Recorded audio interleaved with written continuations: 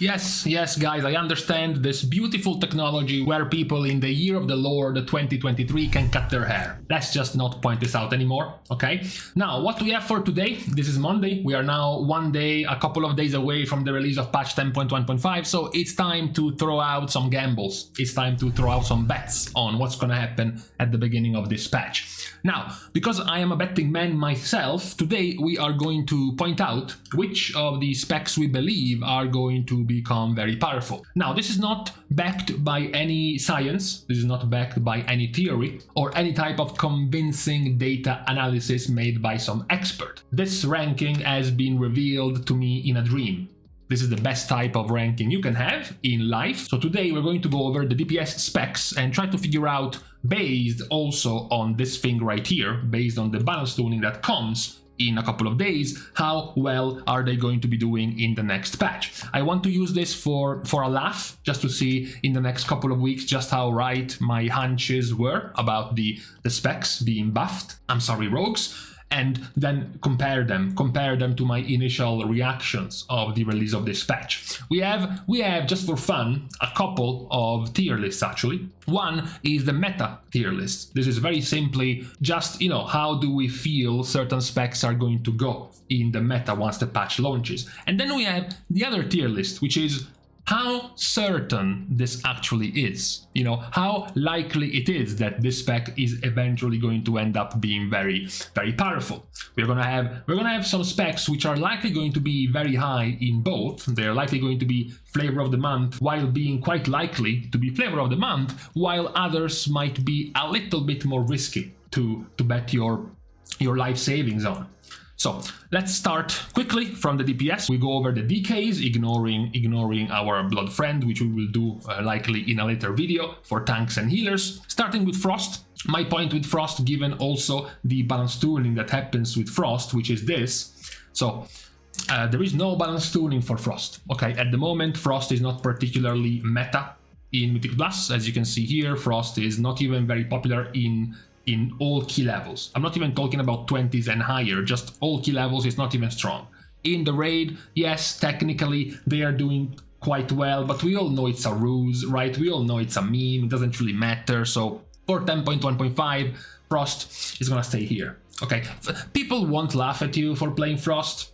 Not okay, maybe they will laugh behind your back. Okay, maybe they will laugh behind your back if you play Frost, but it's not that weak. Now, the chances of this, yeah, you can gamble your house on it. I don't think much of anything is gonna change for Frost DK. Same kind of can be said for Unholy, which is also not really changing a lot. So Unholy, unlike Frost, is doing a little bit better in the raid. It's more popular, it's still performing well. In Mythic Plus, yes, it's slightly more popular, but still not a meta spec in Mythic Plus. So this time, okay, fine. People shouldn't laugh at you if you're playing Unholy DK, I agree. And the likelihood of this happening, I would say it's quite certain that both Frost and Unholy will more or less remain in their current state in 10.1.5 due to not many changes.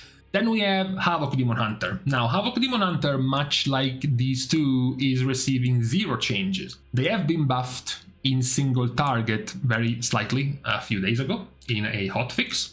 A difference between DK and Havoc is that Havoc is very popular. Yes, it's not doing particularly well, even if you look at, for example, single target, the major weakness of Havoc Demon Hunter is not doing too well, but it's still a very popular spec in the raid. It is still amongst the more played in Mythic Plus. This number might look small, but in the end, it's the, 3rd to 4th, close to Rogue, most popular melee spec. So I would say that, Havoc Demon Hunter will remain meta for the time being, and I think the likelihood of Havoc Demon Hunter remaining meta is quite high. The only reason why I don't put it higher is because Vengeance is rising. Vengeance is becoming more popular. We might have a situation where more Vengeance become tanks in the raid, and if you have a Vengeance tank in the raid, suddenly you don't need a Havoc Demon Hunter DPS anymore, and considering, as we mentioned, Havoc Demon Hunter DPS is not doing too well, they might start losing a little bit of value in the raid, because they get replaced by Vengeance Demon Hunters, but it's only, it's a distant possibility, I would say. I wouldn't bet my house on it. So that's where we put Havoc, Demon Hunter.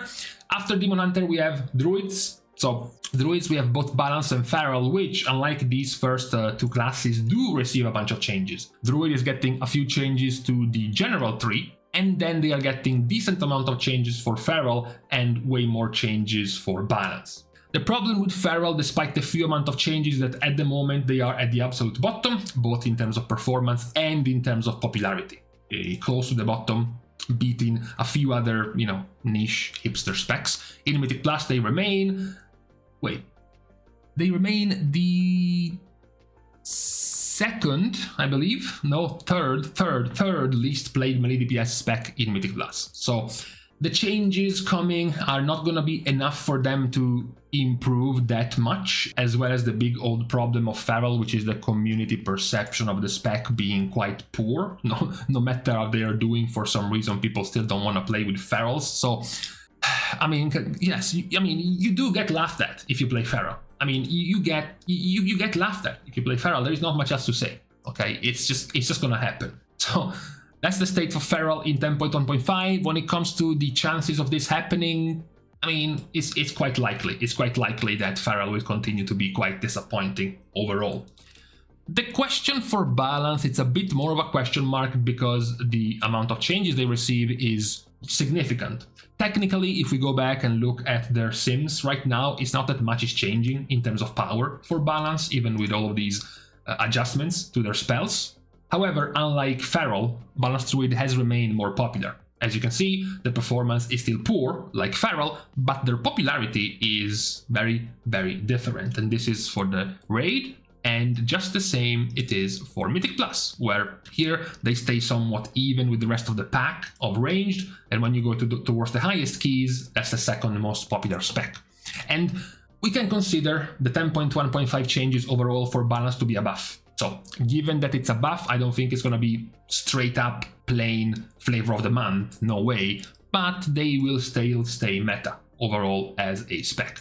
The likelihood of this to happen, I'm pretty confident in the changes going for Balance Druid in 10.1.5 to be positive, so I would put them in a reasonably safe choice for them to become or to remain relevant in 10.1.5. After Druid, we have Devastation Evoker, which is getting very, very few changes, the mastery change with the base damage increase. This shouldn't change too much of the state of Devastation, which is at the moment the second most popular spec in the raid, as well as one of the better performing, and it has been so for most of the tier. In Mythic Plus, it's not nearly as popular, even in the highest of keys. Sometimes, every once in a while, you do see one Devastation Evoker or so, which is still good. Because if you show up in the absolute top keys, it still means you are overall a pretty good spec. So even with the changes coming, I would say Devastation Evoker is gonna stay meta, and the likelihood of this, given the changes are not that drastic, I'm more certain on Devastation remaining popular. After Devastation, we have Hunters. This is the entirety of the changes for Hunters. At the moment, Hunters are not living a very good life, even though we have Beast Mastery being very popular. Beast Mastery is a tragedy. So, even when you go in Mythic Plus, this is the Hunters in Mythic Plus. This is, look at the drop from 20 to 25s. And, why do we have to go and look at Survival? This is not too good of a patch overall for Hunters. So I would say, Survival, you get laughed at 100%. Marksmanship, you don't get laughed at, but it's kind of a meme. And Beast Mastery Hunter, fine. People won't laugh at you, mostly because there are so many Hunters that you see every day that you get tired at laughing at them. So Beast Mastery being the more popular one is gonna be a middling pick. The likelihood of this happening, I would say, is guaranteed for Survival to remain quite average. I'm not nearly as sold of these two specs. That's mostly because they have went up and down. They have surpassed each other and then getting surpassed by the other one over and over again. So I'm not sure how will this continue in 10.1.5 in their power level between fighting against each other for Hunters. The hardest of our predictions is of course Mage. That's because there is a massive rework coming. So by default, before even looking at their position in the meta, we can just put all of them in here, because I'm not I'm not certain of anything that's gonna happen when it comes to Mage. In my preliminary visions revealed to me once more in a dream, I'm gonna say that Fire is gonna be flavor of the month after the patch, Arcane is still gonna be very good, and Frost will be middling. That would be my ideal reaction to the patch coming, with absolutely no data to back it up. After this you have Monk. Monk has received a reasonable amount of changes compared to the few other specs we have seen not getting touched at all, so at least Monk gets something. The something is more relevant for Brewmaster, more so than Windwalker, which once more gets nothing. So given the current situation of Windwalker, which is pretty poor performance and also pretty failing popularity in the raid, as well as once you go in Mythic Plus, they have been losing over time their popularity when it comes to Mythic Plus. So Windwalker is ironically the worst looking one of the three specs, perhaps together with the good old Mistweaver, 6 Mistweaver monks in 25 plus keys. So Windwalker, you know, people might start snickering behind your back a little bit because why are you so stubborn? Why do you continue trying to play Windwalker? It's clearly not gonna happen. It wasn't happening last season. It's definitely not happening this season, so just give up and play something else. When it comes to the chances of this happening, when it comes to Windwalker, I mean, purely based by how little they scale over time with gear and the fact that they are receiving no changes, I'm pretty certain they will remain at this level. Then we have Paladin. Okay, so for Paladin, we're only talking about Ret, because we are leaving Holy for a different video. Ret is receiving nothing. It's just a compensation for the Amulet nerf and then the mana change to all of the hybrid specs. Ret has still been doing fine, even though when you go to very high keys, it's not nearly as popular. Still though, being 15% in 25 plus keys means you're very strong, means you're being brought quite often, and then once you go back to the 20 keys, absolute domination of Ret. In the raid, much like Beast Mastery, which is here and here in popularity, and Balance, which is here and here in popularity, Ret is first, and yet they are not doing too well. I still think this will likely slowly go down over time. There is still the issue that very likely this is not nearly as important as Havoc Demon Hunter, but Paladins nowadays need 2 auras in the raid. You want Devo aura and you want Retribution aura. So you have one Holy Paladin, you must have either a Prot Paladin or a Ret Paladin. That is likely what is going to continue to keep Ret Paladin quite relevant, even if their performance is a little bit expiring in power. I still think they will remain a quite popular spec. I think they can still retain their Flavor of the Month title. I'm not too certain myself, but when you look at this, you know, that the sheer amount of popularity that the spec has across the most, you know, the biggest bracket of competitive keys in Mythic Plus, it shows you just how Flavor of the Month they are because of this popularity. So I think for now they still do deserve the title of being quite popular. The chances of this happening, perhaps, I'm not certain they will remain a Flavor of the Month spec, so I'm not gonna bet my house on it. I'm not even super certain, actually. I'm gonna stay here for Ret Paladin, but, you know, just by looking around and the amount of popularity the spec has, I still think it's gonna remain quite popular in 10.1.5. After Paladin, you have Priest, and Priest only entails Shadow. Shadow is receiving mostly mana changes to their spec. Shadow, as we know, it's a very popular spec in the raid. It's performing reasonably well in the raid. In Mythic Plus, we know this. You know, in Mythic Plus they have Flavor of the Month status. Not really too much changes in 10.1.5. They have already been nerfed. So if anything was going to make them weaker, it would have already happened. It didn't happen, so Shadow will likely remain Flavor of the Month, and I'm also going to be betting my house on the fact that they will remain a Flavor of the Month spec, in particular in Mythic Plus, due to the many mandatory Mastery spells, for example, required in Mythic Plus. I still think Shadow Priest will remain very popular. Then the saddest point of the video, it's Rogue. So Outlaw, Subtlety are receiving some damage compensations for the nerfing of the Amulet, and Assassination is receiving nothing. Now, Assassination is doing very poorly together with Outlaw. Subtlety is the only one that kept up a little bit more in performance and in popularity compared to the other two Rogue specs. In Mythic Plus, it's the same tune, it's just Subtlety Rogue. So overall, I would still consider Subtlety an overall meta spec, but when it comes to Outlaw and Assassination, you know, it starts to become a little bit stale, their position towards the bottom compared to Subtlety. Chances of this happening, considering the few amount of changes, I don't think much of anything is going to change, especially for Subtlety as well as Assassination. For Outlaw, I think it's fitting for Outlaw to be put in the illegal gambling category. They might, you know, maybe with them being given a bigger buff, a compensation buff than Subtlety, maybe it's gonna increase a little bit in power compared to Assassination, which is just dead in the water right now. That's my only take for Outlaw. Then we have Shaman with 2 specs, Elemental and Enhancement. They do receive changes, in particular Enhancement, way more so than Elemental. It's sad because you would be expecting way more changes to Elemental, given that Elemental is doing worse than Enhancement. Even if the performance doesn't show it, Elemental is supposedly performing better than Enhancement in the raid. Enhancement remain way more popular. They are also way more mandatory in the raid than Elemental because they have Wind Fury Totem. Also, in Mythic Plus, Enhancement remains a reasonably popular spec, especially if you go higher in keys. It's the third most played melee spec. So, compared to Elemental, of course, which is just not played. So, the changes being more positive overall towards Enhancement and barely any changes to Elemental brings me to believe that Elemental will remain a niche spec, while Enhancement will remain a meta spec.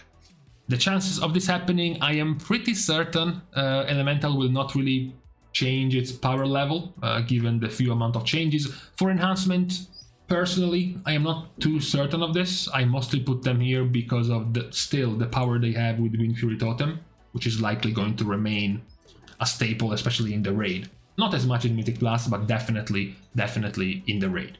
I'm saying this because, you know, with the reworks of mages, perhaps mages becoming more meta, the requirement of a Bloodlust is much less needed in Mythic Plus. You won't nearly need an Enhancement Shaman as often anymore, so maybe that's what's gonna change the power levels of the spec in Mythic Plus. After Shaman, you have Warlock. Warlock is receiving plenty of changes now. They are not nearly as game-breaking or game-defining as the ones for mages, but they are significant, and all three specs are positive. At the moment, you have the better performer demo, with the other 2 specs being quite poor. When it comes to Mythic Plus, it's difficult to say which of the 3 specs is not the poor one because they are all garbage. So it's difficult to put them in perspective when it comes to the meta. They are much more on the mage level, where trying to guess how they will do is going to be much harder. Now, for demo, I would be more certain of my decision, but for these 2 specs, it's going to be harder. As I said, not nearly as drastic as mages, but still quite dangerous in the decision. So I think demo is going to be flavor of the month, regardless of how different their power level will change with their weakening of their bursts and making their overall damage stronger. Same for Destro. I think Destro is going to become more powerful, and Affliction, I think, will become less of a meme overall.